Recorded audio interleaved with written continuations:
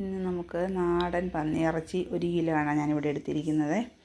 ഇതെന്ന ഇറച്ചി നല്ലതുപോലെ കഴുകി നെയ്യുള്ള ഭക്ഷണങ്ങൾ വേറെ മാറ്റിയിട്ട് ബാലൻസ് ഭാഗങ്ങളാണ് അടുപ്പിൽ വെച്ച് വേവിക്കുന്നത്. ഇതിലേക്ക് മഞ്ഞൾപ്പൊടി ചേർത്ത് പകുതി വെള്ളവും വെച്ച് ഇത് കഷ്ണങ്ങൾ വേവിക്കാൻ വെക്കുക.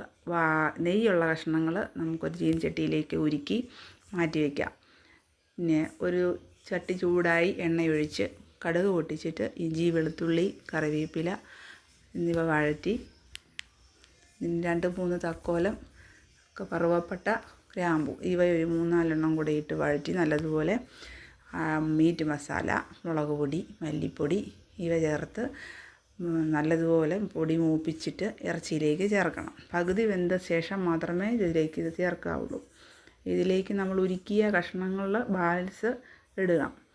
ആവശ്യത്തിന് ഉപ്പ്, മഞ്ഞൾപ്പൊടി ഇവ ചേർത്ത് തേങ്ങാക്കൊത്ത് എന്നിവയിട്ട് ഒരു അരമണിക്കൂർ കൂടെ അടുപ്പിൽ വെച്ച് നല്ലതുപോലെ വേവിക്കുക. വെന്ത് വാങ്ങാറാകുമ്പോൾ 2 സ്പൂൺ കുരുമുളക് പൊടി കൂടെ ചേർത്ത് വാങ്ങി ഒരു 5 മിനിറ്റ് കൂടി തിളപ്പിച്ച ശേഷം വാങ്ങി വയ്ക്കുക. വീഡിയോ ഇഷ്ടമായാൽ ലൈക്ക് ചെയ്യുക, ഷെയർ ചെയ്യുക, കമൻറ്റ് ചെയ്യണേ.